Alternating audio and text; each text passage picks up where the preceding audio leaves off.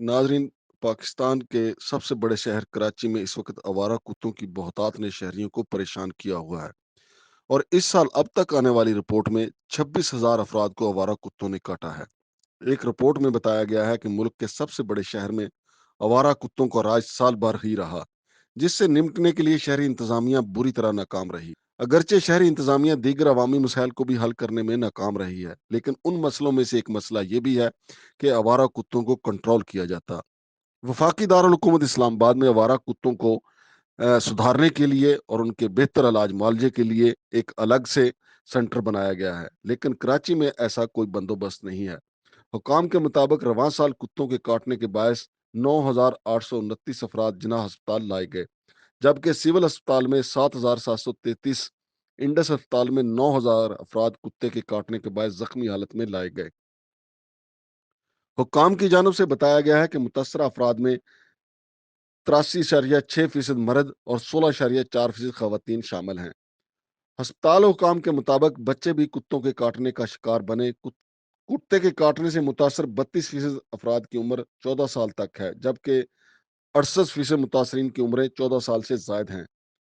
हुकाम ने बताया है कि रवां साल जख्मी होने वाले 78% अफराद आवारा कुत्तों का शिकार हुए और 22% अफराद पालतू कुत्ते या बिल्ली के काटने से जख्मी हुए। कराची में नवंबर और दिसंबर में कुत्ते के काटने के केसेस में 30% इजाफा रिकॉर्ड हुआ है, जबकि इस्लाम मुतासरा इलाकों में जुलाई से अब तक 781 अफराद कुत्ते के काटने से मुतासर हुए। दूसरी जानब तर्जमान महकमा सेहत सिंध का कहना है कि सिंध में एंटी रेबीज वैक्सीन की वाफर मिकदार मौजूद है, लेकिन दूसरी तरफ ऐसी खबरें भी आ रही हैं कि एंटी रेबीज वैक्सीन मतलूबा तादाद में मौजूद नहीं है, जिसकी वजह से कई लोगों को तशवीशनाक हालत में अस्पताल में दाखिल रखा गया है। और नाजरीन, इसी बरस लाहौर हाई कोर्ट ने पालतू कुत्ते के काटने के हवाले से भी एक बड़ा फैसला दिया है। जस्टिस तारक सलीम शेख ने कुत्ते के मालिक मोहम्मद अजीम की जमानत खारिज करने का तहरीरी फैसला जारी किया। अदालत ने पालतू शिकारी कुत्ते से मुखालफिन को जख्मी करवाने पर मुलजिम की अबूरी जमानत खारिज कर दी। अदालत ने अपने फैसले में कहा है कि अमरीकी अदालत कुत्ते को हथियार करार देकर इससे पुलिस पर हमला करवाने के इल्जाम में सजा दे चुकी है। फैसले में कहा गया कि अदालत में जेर समात केस में भी जानवर का बतौर हथियार इस्तेमाल करने से मुतल्लिक ही है।